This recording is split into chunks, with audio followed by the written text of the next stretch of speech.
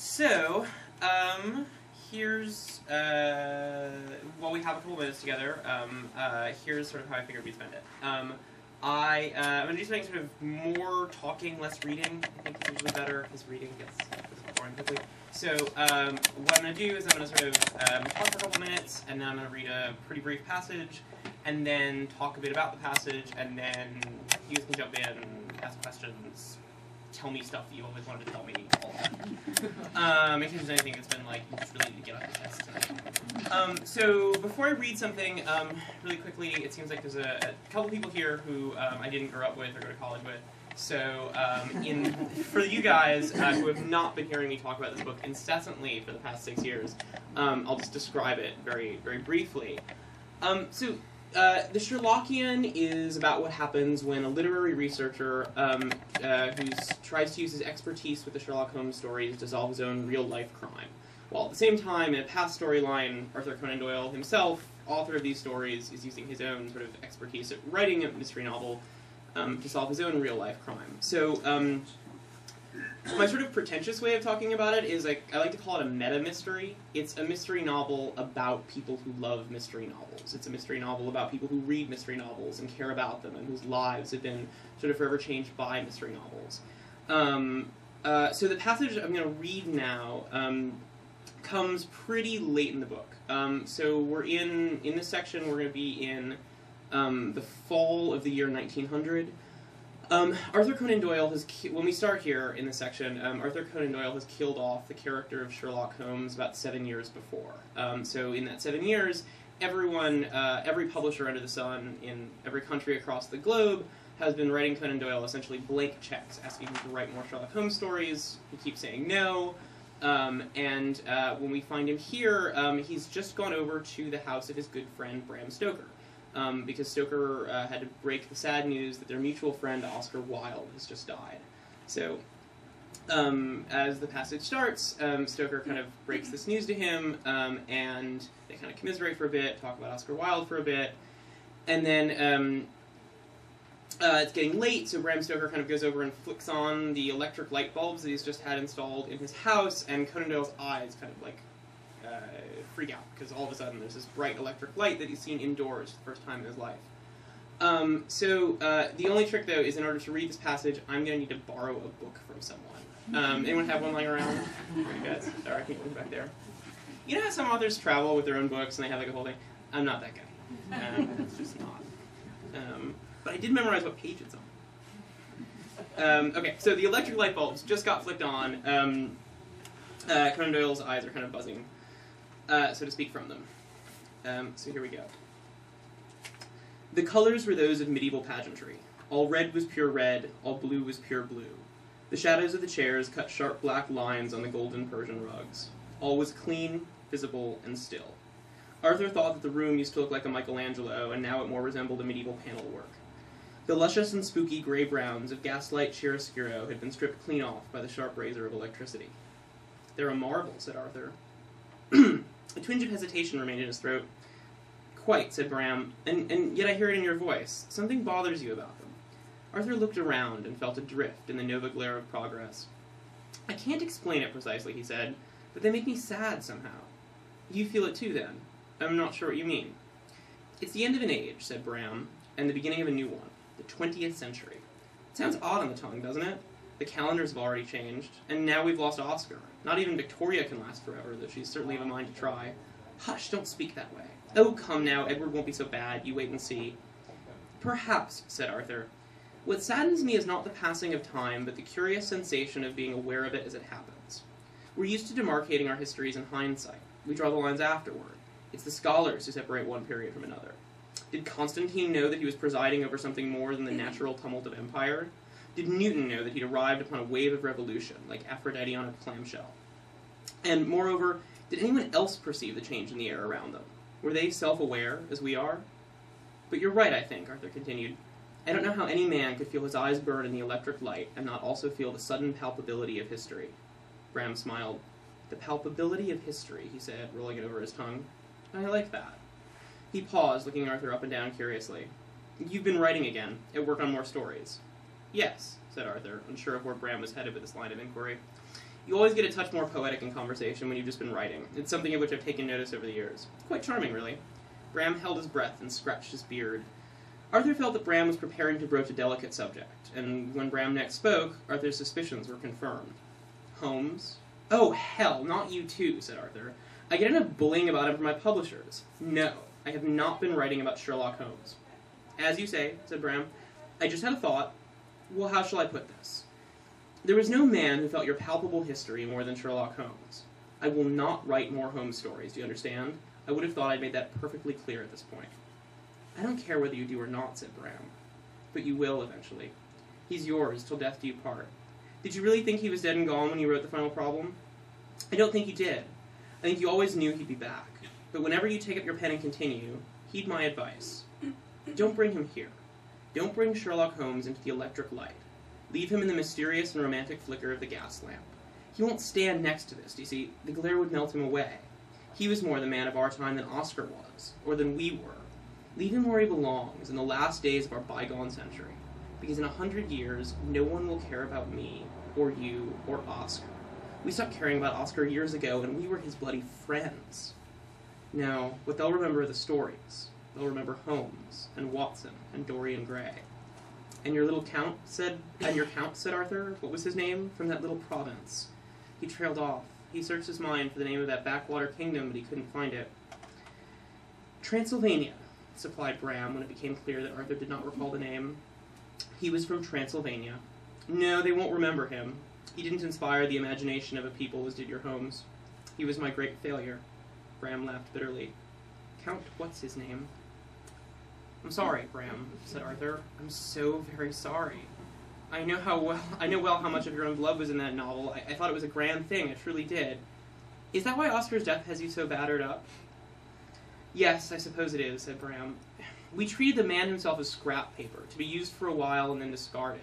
But the stories we'll treasure forever. At least Oscar will have his tales in posterity. What will I have? The man is nothing, the work is everything? That's what you're getting at? Yes, Bram paused. It's Flaubert, isn't it? Yes. And we still remember. Bram laughed bitterly again. My stories, said Arthur. The science of deduction, the reasoning detective, the solution delivered patly in a satisfying denouement. They're all horse shit. Bram smiled. I know, he said. That's why we need them. Arthur considered this. I've moved on, he offered after a long pause. I've been working at realism, history. Realism, Bram repeated. Realism, I think, is fleeting. It's the romance that will live forever. What about me? Will my name live on? Bram's face turned sour and grim. I do not know, my friend. All I'll say is this. The world does not need Arthur Conan Doyle. The world needs Sherlock Holmes. So that's the bit I wanted to read.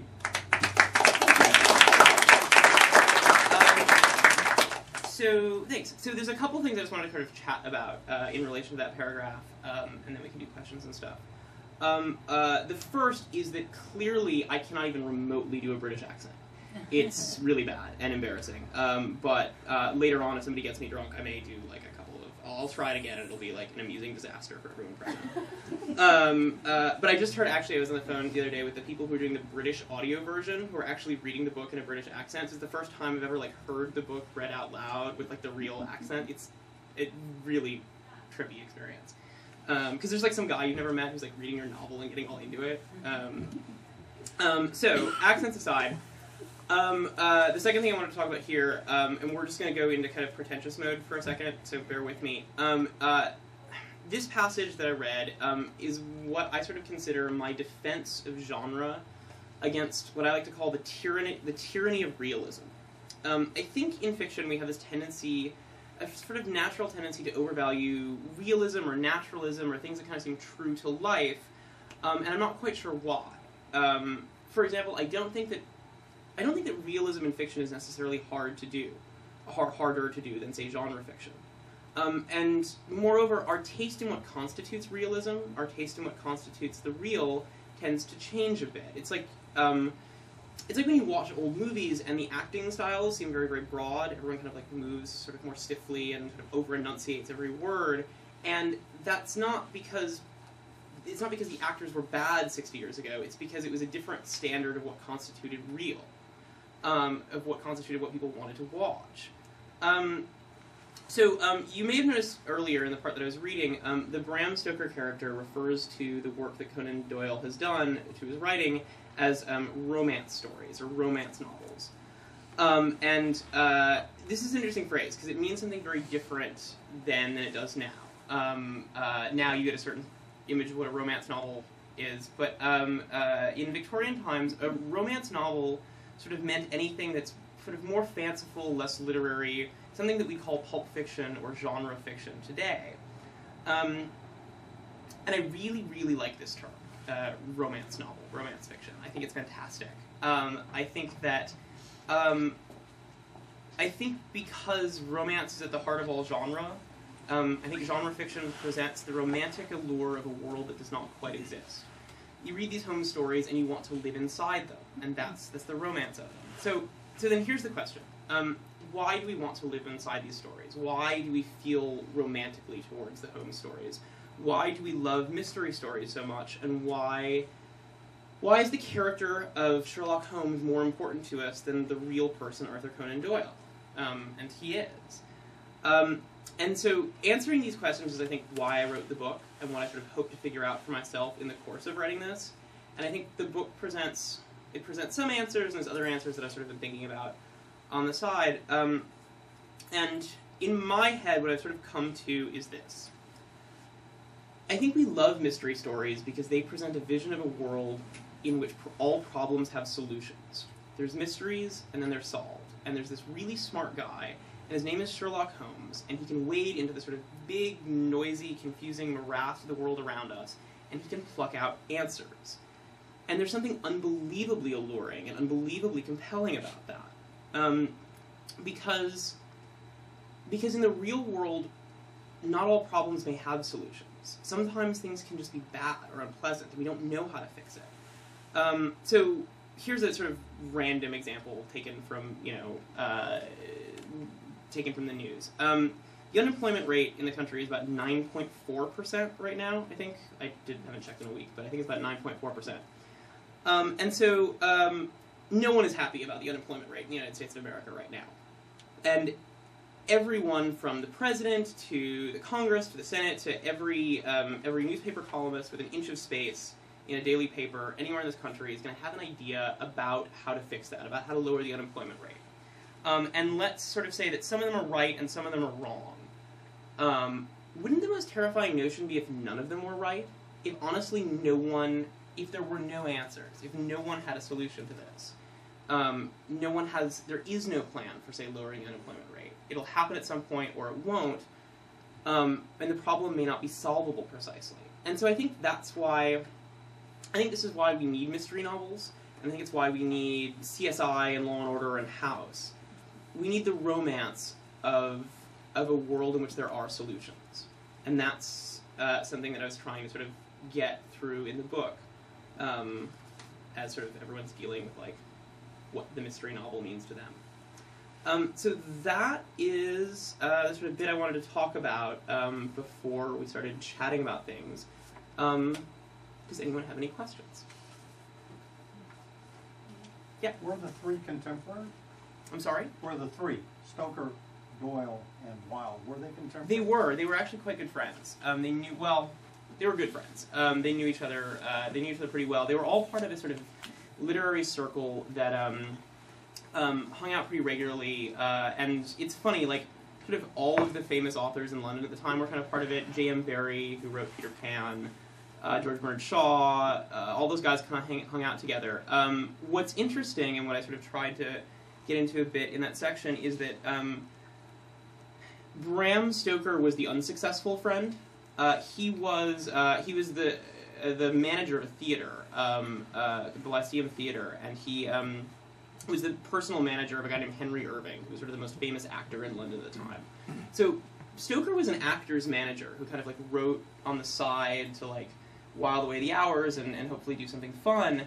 And his books were published, but they weren't successful. When Dracula came out, it sold like 14 copies or something, and I think one of them was to Conan Doyle. I mean, it was pretty bad. And the passage I just read is a few years after Dracula's come out, and it was just a huge disappointment for Stoker, and he was sort of trying to figure out whether he was ever going to write again, because he had spent years on that novel, and it was just such a disaster. Meanwhile, so Stoker's this like failed novelist whose good friends are Arthur Conan Doyle, who is the most famous novelist in Britain at the time, a level of fame that like novelists don't quite have anymore. It's hard to think of sort of a corollary nowadays, but Arthur Conan Doyle was one of the most famous people in Britain at the turn of the century. I mean, he was just a tremendous celebrity. And then, I mean, Shaw and Barrie and all of his friends were these like huge successes as well. And then you have like little Bram Stoker kind of hanging out, trying to hang out with the other writers who like him a lot, but hoping he like makes something of himself one day. And the sad part, actually, the Bram Stoker story is he died before Dracula was ever became sort of a popular success. Dracula sort of didn't enter the public consciousness in any meaningful sense until the first Nosferatu film was made, and by that point, Stoker had died, and in a very tragic twist, his wife had made a mistake filling out the copyright renewal forms. So the Stoker family lost copyright of Dracula right after he died, and the Stoker family to date has not made a dime off of Dracula in the last 100 years, which is a very sad note. Yeah, sure. I was just adding to what you had to say. I think in addition to just solving problems, the really compelling thing is that the bad guy is found out, even though he won't admit it, and he's identified and usually gets his comeuppance. Where in the modern world, as we just saw by the last debacle around the world of the economy, the bad guys are never found out, never brought to justice, never identified necessarily, won't admit it, and I think you want to have the bad guy identified and caught.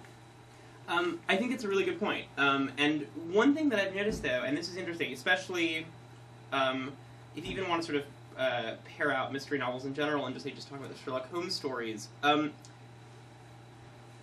Sherlock Holmes always figures out who did it at the end of the story.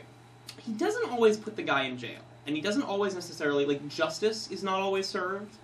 And I think that that's something very interesting about this particular set of stories, that in mystery, the one convention that has to be sort of obeyed at all times is there needs to be an answer at their end. You need to know who did it. You need to know who the villain is. You need to be able to say, Larry did it. And being able to say Larry did it is really important. But punishing Larry is not as important. Larry's allowed to get away, and you can still have a fun story. Like, it still works. There's a line in the book where I say something like, justice is optional, but answers are mandatory. And I think that's an interesting point about the Holmes stories. I mean, more guys get away from Sherlock Holmes in these stories than you would necessarily think. I mean, he doesn't have... the cast of CSI has a much better crime-solving record, or at least sort of putting guy in jail record than Sherlock Holmes did. And it's an interesting point that, like, it's doubt that's forbidden. There can't be any doubt at the end. Like, Sherlock Holmes always knows. And maybe the villain runs away, but doubt is always eliminated. And there's just something really beautiful about that notion. Yeah. I was wondering how you came up with the idea for this book, and you talk a little bit about your writing career before this. Sure. There wasn't a lot of writing career before this, so it should be pretty quick to talk about. There was. I started the book about 6 years ago. Gosh, now about 7, which is terrifying. In 2004, I started reading a series of news articles about the very sad death of Richard Lancelyn Green, who was a sort of very well-known Sherlock Holmes scholar. And he very tragically died under very mysterious circumstances in the spring of 2004. And I sort of read some news articles about it and was sort of like, wow, this is the most amazing story ever. I mean, someone has to do something with this. Like, this is just an amazing, like, to do sort of loosely inspired by this, but to, death of a Holmes scholar, mysterious circumstances, the sort of dual storyline mystery thing. And so I started thinking about that, and honestly, I kept expecting someone else. I sort of filed it away, because I was like, well, no one, someone's going to write that. That is too good an idea. Someone is going to write that. I'm not even going to bother wasting my time. I sort of kept waiting to see that like someone else would come out with that novel, and then no one quite did. Like it seemed like no one else had taken it. And then I was writing some other stuff. I was writing for film and television a bit at the time, and so finally I sort of decided, well, if no one else is going to do it, well, like damn it, I guess I have to. And so I started the book then. And it's still sort of surreal that now it's like a thing that's on shelves. That it was just things I did on Saturday afternoons for a long time. Yeah, those articles sort of formed the core of like what I wanted to write about, and then there was a couple years of research and a couple years of outline and then a couple years of writing, which was lots of fun actually. Expanding on the research, you make a comment early on about Doyle having figured out the formula for writing mystery. Did you have to figure out that formula? Where did you pick it up? That's a really good question. So I don't think that I am so arrogant to suggest that I've figured out the formula for mystery. I think Doyle was arrogant enough that he would say that he'd figured out the formula for mystery. I am not. I'm not going to quite make that claim for myself. I think, yeah, it was something. I mean, so I knew I wanted this to function as a mystery novel. I mean, it was sort of this meta mystery where it's like people talking about mysteries and blah blah blah. But I also needed to function as a mystery novel where like somebody gets killed at the beginning and then other people try to figure out who killed him and there's like an answer at the end and all this stuff. So I did spend some time like going back through and sort of figuring out how mysteries worked, and a lot of time. I mean, the first part of research was just reading through the canon of Holmes stories again, then reading through them again, then reading through them again, and starting to take notes by the second or third pass, kind of just to get a sense of like how they really function, to make little notes about what I wanted to do with them. I went back and I read a bunch of Agatha Christie, because don't tell anyone, but my first mystery love was actually Agatha Christie, not Holmes, or not Conan Doyle. The Poirot stories are actually some of my favorites ever. No, they are actually my favorites ever. And so I started going back through those to see like how these things were constructed and how sort of mysteries were put together. It was tricky. It was a tricky process to do because the book also has these sort of two mysteries. There's these two storylines, and each one had to function, and each one had to hit the same beats at the same time. So I spent the outlining process was just, it was a year or two. It was a really long process of just trying to make sure everything happened at the right time and everything kind of paced out properly and all that stuff. But that was, going back and seeing how mysteries sort of are constructed in that way was interesting and fun. And, I also got to read the Holmes stories 3 more times, so that was cool. Would object to that. Yeah. Sure. In the course of your research, did you discover anything that really surprised or delighted you about either the people who you were writing about or that time period? And then my second question is, how did you feel personally about Conan Doyle and Bram Stoker after doing all this research about their lives? Did you develop an affinity for these men as they were in real life? That's a really interesting question. I think I've had lots of surprising things, and for me, when I do research, I know writers who don't like doing research, and I don't understand them, because if you could do all this research, like, the ideas are already there. Instead of coming up with them, you could just read about them and then put them in the book. Like, it actually makes your life way easier. And you have all these ideas from doing research. So when I was reading about Conan Doyle and Stoker, I mean, the first thing, as I was reading earlier, I didn't know that Dracula was unsuccessful in his lifetime. I didn't know that they have this relationship. I knew very little about them biographically. And so getting into that stuff was really fun. Sort of paying attention to what, I think one of the more interesting things about Conan Doyle that I noticed was how angry he was as a figure. I mean, so Conan Doyle, and the book talks about this a bit, but Conan Doyle had sort of massive and profound contempt for the character of Sherlock Holmes, and his contempt went so far as to all of the poor saps who were sort of gullible enough to buy these silly little stories. I mean, he really, he was nothing but sort of ungrateful and, like, bitter about all the success that these stories had gotten him. He, there's a story that's in the book where Conan Doyle's mother, and this is true, she wrote him a letter saying, Arthur, can you sign a copy of one of your Holmes stories? Can you send me a copy for my neighbor? And can you sign it Sherlock Holmes at the bottom? And he was just in his diaries. He's just livid. My own mother, how dare she? She thinks she's Holmes's mother, not mine. I mean, he was so angry. And he sort of had this idea that, like, Holmes's name was sort of on the lips of everyone in London, not his own, and this was so unfair, which is a bit sort of false as well, because his name was also on the lips of everyone in London. I mean, he was quite renowned.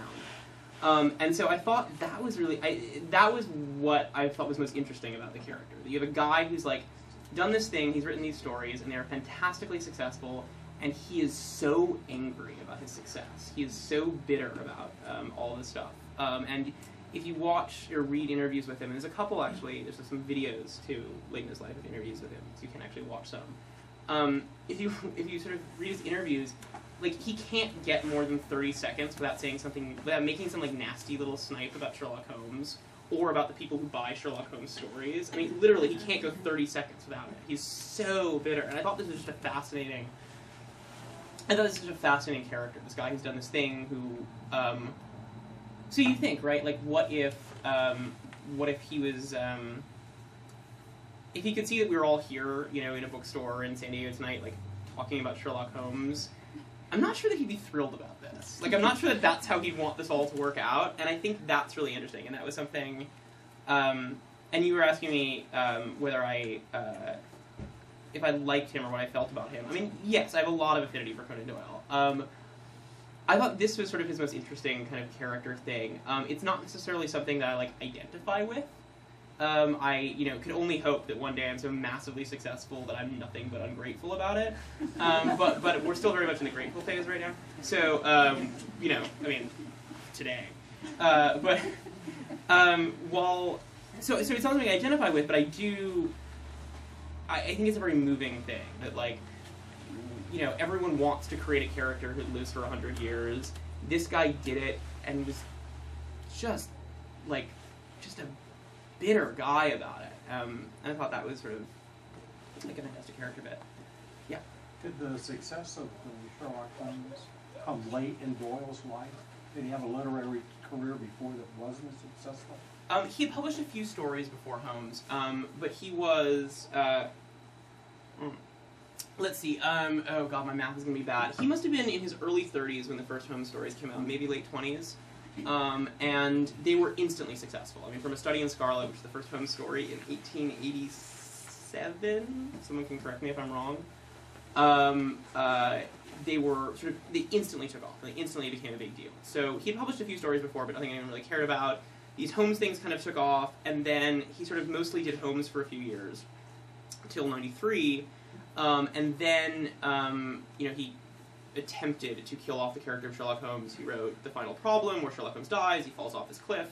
Although I was doing a reading the other week with a guy named Leslie Klinger, who's sort of a very well-known Sherlockian scholar, kind of probably like our leading like Sherlockian luminary at the moment. He and I have become friends because he's very helpful about like he was really helpful in the research process, and we've done some readings together and stuff. And he likes to correct me when I'm wrong about things. I highly suggest, by the way, making friends with people who are smarter than you and who like correcting you when you're wrong. It just comes in handy. So we were kind of joking about it the other day, and he was saying that like it is possibly noteworthy that Conan Doyle threw Sherlock Holmes off of like the smallest cliff in Switzerland. Like, if you actually go there, it's like 30 feet tall. Like, it's not... But if you read the story, it's described as this, like, massive frothing thing with hundreds of feet in the air. It's like 30 feet. Like, and there's water below. Like, you're not going to kill anyone. But for him, this was, like, you know, the best he could do to sort of kill off his character. So Les was kind of suggesting that maybe this is Conan Doyle wanting to kill him, but maybe in some sort of subtle... subconscious level not trying to kill off the character of Sherlock Holmes. But so he kills him off, and then he spends 7 years writing a bunch of other stuff, much of which was successful, just not nearly as successful as Holmes. The Lost World is a novel that he wrote that did very, very well. The White Company was another pretty big novel. One problem that he had, though, The White Company was like his big thing. The Adventures of Brigadier Gerard was the name of the lead character. And so... Some things to note about Conan Doyle's non-Holmes writing. One, it's not that good. It's okay, but it's not as good as the Sherlock Holmes stories.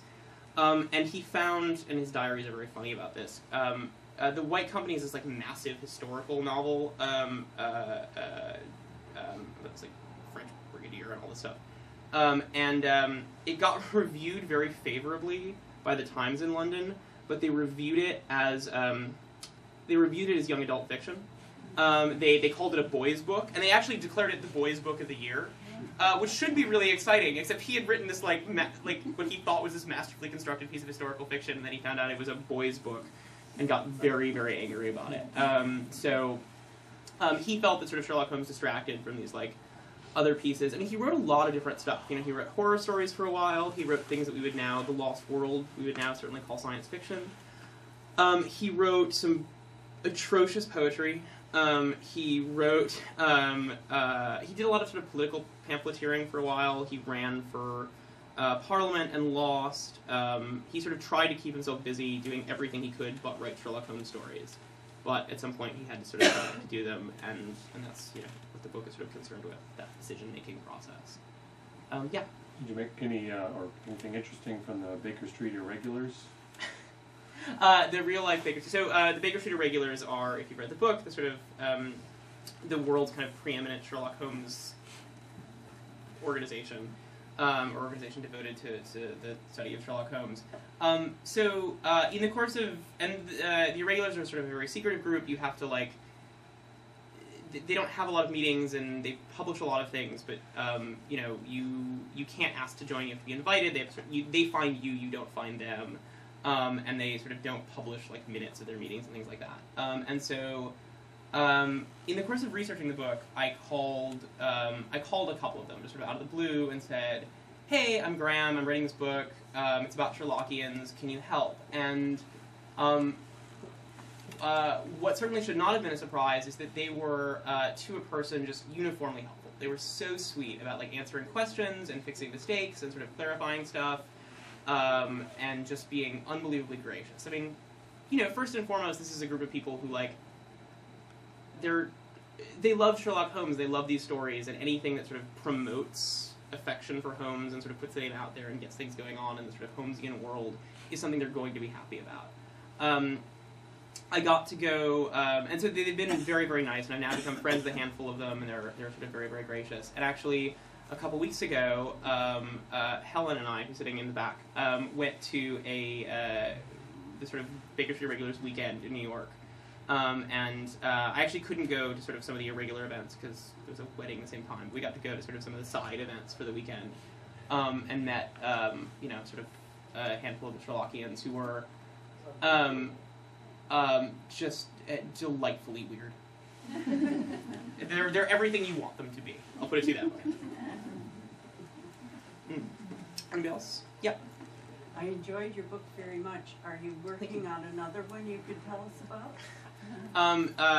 Yes, but no. I'm working on another one, but I can't quite talk about it yet. The idea is still about a month old, and so I'm sort of in this phase right now where I'm like waking up every morning and trying to like think about it for a couple minutes while I'm working on other things. I'm sort of writing a movie right now, not related to this, and then I'll start another book, and I'm doing the thing where I like wake up and sort of think about it for a couple minutes and make sure it still sounds cool. Because I keep waiting to wake up one morning and be like, sometimes you have ideas and they seem really cool, and then about 2 weeks later you're like, wait, really? That just sounds so boring. So I need to make sure it goes a few more weeks of seeming genuinely fun and interesting before I sort of commit to like doing it yet. But I think it still seems cool. We'll see if it works out. But it may be another sort of historical thing, though it will probably not involve any of the characters in this book. I will say that. I don't think I'll be writing anything about any of these characters, certainly in the near future. A good, intriguing answer. Thank you. I try to be both good and intriguing whenever I can manage it. If only one, intriguing. More importantly, good. Anybody else want to say? Well, thank you, Graham. Yeah, thank you guys.